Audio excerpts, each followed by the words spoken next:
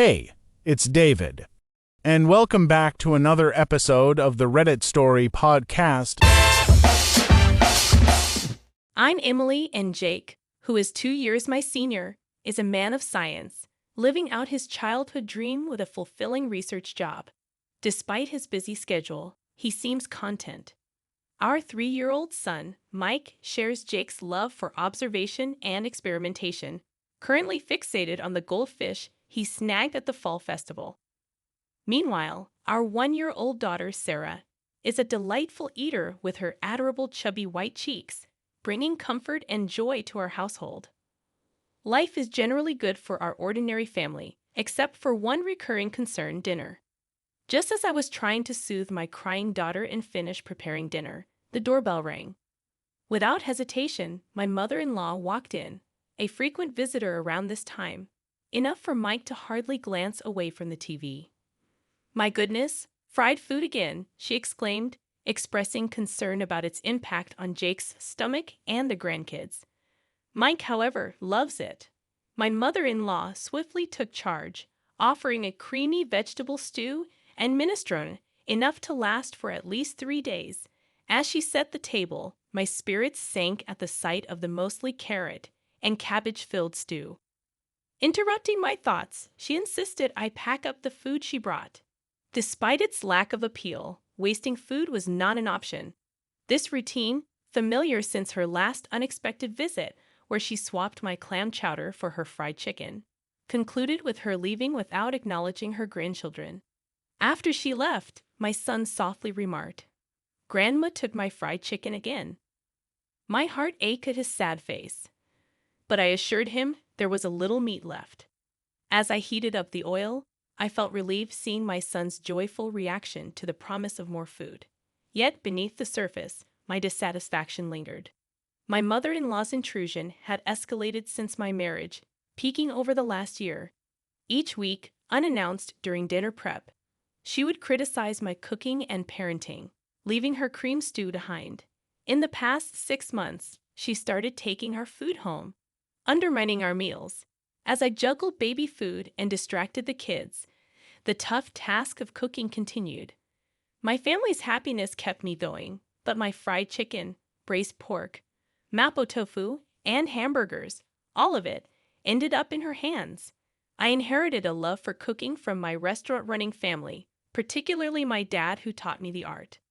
Confident in my culinary skills, I firmly believe that my cooking surpasses my mother-in-law's overly sweet cream stew.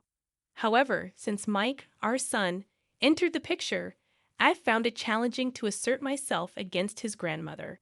When Jake, my husband, returns home after the kids have gone to sleep, he grimaces at dinner.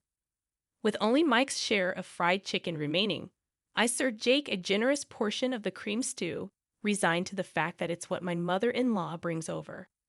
Frustrated by having my skills undermined, I express my discontent to Jake, urging him to tell his mother if he doesn't like it. Jake, as non-committal as ever, pokes at the stew, avoiding confrontation with his mother. Despite her intrusion during Sarah's nap time and taking away Mike's favorite foods, Jake rationalizes it by mentioning her loneliness since his father's passing 2 years ago. I sigh deeply, realizing Jake tends to avoid confrontation when his mother is involved. The only relief is that she hasn't suggested moving in yet. Tired of the routine, my mother-in-law surprises me with a different proposition during one of her dinner visits. She announces that everyone will gather at our place for Christmas this year, a departure from the usual family reunions at her brother-in-law's or her childhood home. Responding with little enthusiasm, I wonder how she plans to host the gathering. She frowns at my apparent lack of understanding and declares that I'll be helping too, assigning me tasks for the 24th. Despite my quick objections, she dismisses my concerns, suggesting I use a baby carrier for Sarah. Not only am I expected to clean up, but I'm also entrusted with preparing the full-course Christmas meal, with a strict warning against repackaging store-bought food or serving anything that tastes bad. Stunned by the audacity of her decision, I try to object, but my mother-in-law, satisfied with her directives, leaves abruptly. When I share the news with Jake that night, He is as bewildered as I am. We contemplate her plans to host a Christmas party, inviting relatives from both his dad's and her sister's families. Frustrated, I finally lose my temper, expressing my feelings of always being pushed around. Jake, realizing the severity of the situation, goes silent and, with a resigned sigh, agrees to handle the cleaning and entertaining of relatives. I'm relieved to hear Jake's proposal. It provides some direction. However, he adds a request. Can you still cook the full-course Christmas meal? Jake gazes at the meatloaf his mother-in-law left for us, making it hard to refuse. After some hesitation, I reluctantly agree. Just for this year, let's keep Mom's reputation intact. Plus, everyone in the family loves your cooking, he pleads. Fine, just for this year. Thanks, man. I can't wait for Emily's Christmas feast, he says cheerfully. I brace myself, knowing it's just for this time, and agree to prepare a full-course Christmas meal. When I inform my mother-in-law that Jake will stay over to help with cleaning, she makes a displeased face, commenting on how the man of the house shouldn't do such things. Despite her discontent, she seems reasonably satisfied seeing Jake bustling around at his parents' home for my sake. Then comes Christmas lunchtime. Emily, is the corn soup ready? I'm preparing the croutons now. I respond, scurrying around the kitchen to get the carpaccio and corn soup ready. You're so inefficient.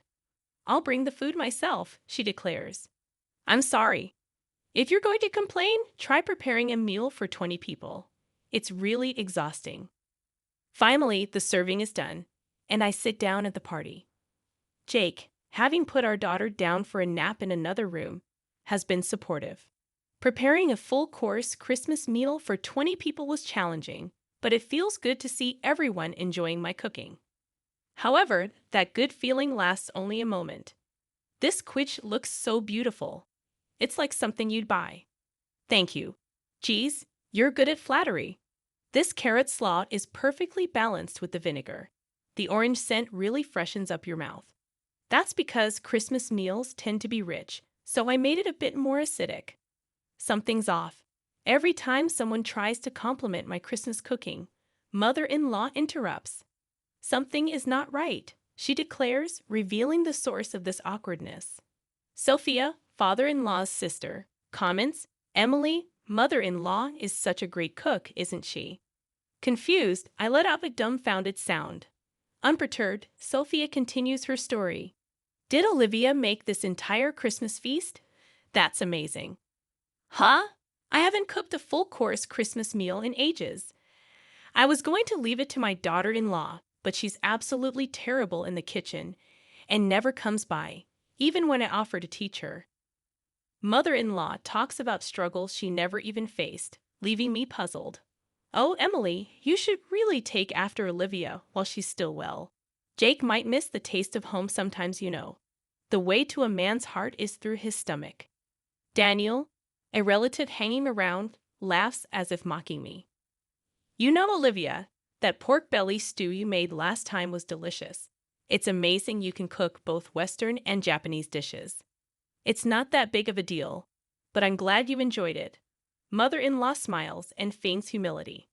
That pork belly stew was clearly my creation. As I stand there astonished, she mouths, "Go along with it." Apparently, she's been claiming all my dishes, including the Christmas feast, as her own and sharing them with the family. Now she wants me to be complicit in her lie. No way, especially after she's been criticizing my cooking all this time. Though I want to speak out. Overwhelmed by the crowd, I find myself speechless until my young son becomes my unexpected savior. Mom, this omelet is really tasty. It looks different than usual, but your omelets are always good, echoes his high-pitched voice, silencing the noisy adults. Sophia, perhaps out of kindness, attempts to cover for my son, saying, "Oh, Mike, this is actually what your grandmother made." Astonished, my son responds, "Huh? But it's tasty, so it's got to be Mom's omelet." Grandma's omelet is super sweet and gritty. It doesn't taste good. He passionately insists, gesticulating wildly, leaving the adults exchanging puzzled glances. Panic ensues, and the mother-in-law tries to intervene, saying, "Emily, don't teach the child to lie." "Excuse me? Who's the one lying here? Mom, am I a liar?" Mike looks up at me, his face full of insecurity. That's when I feel my blood boil. Frustrated, I declare, "Mike is not a liar. The one lying here is you, Grandma." Huh. She must not have expected me to stand up to her. My mother-in-law looks shocked as I stand up, pointing dramatically at the table. "I made this entire Christmas feast, including the corn soup. Everything from start to finish." Naturally, the room erupts in response. My flustered mother-in-law begins to panic and yells, "Wait, wait, wait. Emily, you've been lying this whole time. Have you lost your mind?" "I'm not lying," I assert. Sophia, pulled into this, looks up at me surprised. "Yes, it was delicious. I made that too." You're terrible, stealing credit for Jake's mom's cooking and trying to set her up." "You're the worst daughter-in-law," I accuse. Attempting to defend herself, my mother-in-law hesitates, then shouts, "It's a secret family recipe. I can't tell you in public." The relatives, initially disgusted by our petty fight, start to see who was in the right. But my husband Jake appears near the door, restraining me with a stern voice and face. "Emily, that's enough." My mother-in-law clings to Jake, looking like a tragic heroine. Jake, addressing his mother, says, "Mom, you're the awful one here. This entire Christmas feast Emily made all day while taking care of the kids. Trying to take credit for it is pretty low." Caught in the middle again, Sophia looks at the creamy stew, recalling how sweet it was. "Yeah, it was insanely sweet, wasn't it, Mom?" Seizing the opportunity, Jake reveals, "If it's sweet, it's tasty." She's always been cautious about salt and oil, but uses sugar with no limits. So all her dishes taste like a block of sugar. The truth unfolds, exposing mother-in-law's lies. Disillusioned, the family realizes that all the recent dishes were likely made by me, not her. Mother-in-law, exposed for all her lies, panics and tries to appeal to Jake's emotions. "Why are you siding with your daughter-in-law? I'm your mom," she pleads. The revelation leaves everyone in the family disillusioned with the mother-in-law. "I never wanted to say this, Mom. I thought your actions were driven by loneliness since Dad isn't here, so I've been having Emily put up with you. But what you're doing is nothing short of harassment towards her. There's no reason to protect you anymore. Don't see Emily or the kids ever again." Jake, firm in dismissing his begging mother, starts to clean up the Christmas feast. Then he apologizes to the relatives, saying, "I'm sorry for the disturbance this Christmas. Emily, Mike, let's go." As Jake takes Mike's hand and stands up, Mike glances at his grandmother and asks, "Grandma, where's your I'm sorry?" "When you lie, you say, 'I'm sorry,' then you get forgiven, right? Isn't that right, Mom?" I get it. You have to be forgiving when it comes to raising kids, but a simple sorry isn't going to cut it." Luckily, I didn't have to worry for even a second. Mother-in-law clenched her lips so tightly they looked like they'd bleed, clearly having no intention of apologizing. Seeing her, Jake sighed as if he had enough. "Grandma can't even say I'm sorry. And she's supposed to be an adult. How sad. Let's go home and have Mom's delicious Christmas feast." Okay. We left behind a growling mother-in-law and confused relatives, carrying our sleeping daughter and the Christmas feast. As we left Mike's house, we went straight to my parents' place and served the Christmas feast. Everyone was delighted and ate with joy. This is what I had been striving for, so my heart was full. Jake, of course, apologized profusely and promised never to let us meet his mother-in-law again. Apparently, the atmosphere at my house remained awkward. His relatives dispersed, leaving only a soulless mother-in-law and some bland food. The next day, mother-in-law's sister and her husband, as well as Jake's sister, visited as promised. Seeing the bland food, they chuckled and said figures. Apparently, mother-in-law's lack of cooking skills was a well-known fact among her relatives. "So, you brag about hosting a Christmas feast. I wondered what magic trick you'd pull, Probably just jealous of Emily, who's good at cooking and praised by Jake and Mike. Sorry for the inconvenience, they said after hearing the details from Jake. My sister-in-law thanked me for my efforts, and Sophia called to apologize. I'm sorry for jumping to conclusions. It turns out Sophia also enjoys cooking, and we bonded over a recipe for braised pork belly. The misunderstanding with Jake was cleared up, and I found new friends who share my cooking hobby. I felt refreshed, enjoying a carefree Christmas. Of course, mother-in-law wasn't going to back down that easily, but I was well prepared. As I was making cornbread, my phone rang. It was mother-in-law. Excuse me, where are you? It's dinner time. Do your duty as a wife. Are you making the same mistake in coming over again? She's furious on the other end of the line. How dare you? I came here because you didn't apologize. Come home and clear the misunderstanding with our relatives. Then I'll forgive you for embarrassing me. No thanks. What? You'll be the one left out by the family. That won't be a problem. What to begin with, the one who put on airs and got shunned by the relatives was mother-in-law. I've even made plans to cook with Sophia next time. What? Mother-in-law probably never imagined that I become close to father-in-law's side of the family. So, what now? Still got any moves left? I add another blow to the stunned mother-in-law. Also, I'm not returning to that house. What? Yes, the kids and I have been staying at my parents' house since Christmas.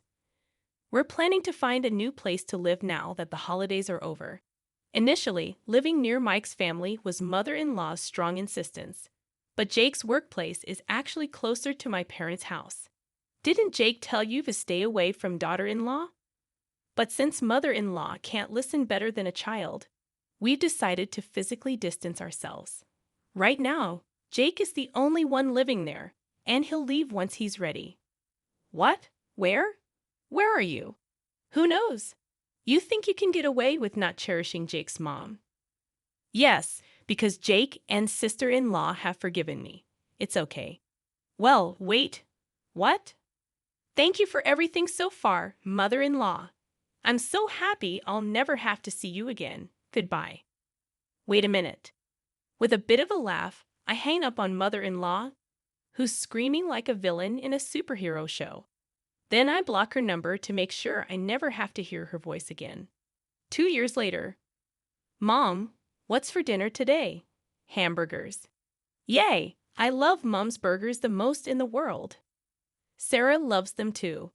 Dad loves them the most in the universe. Dad, that's not fair. My family happily waits for my cooking in the living room, playing around as I fry the burgers in the kitchen. My heart warms up again today, watching them eagerly await my cooking, smiles on their faces.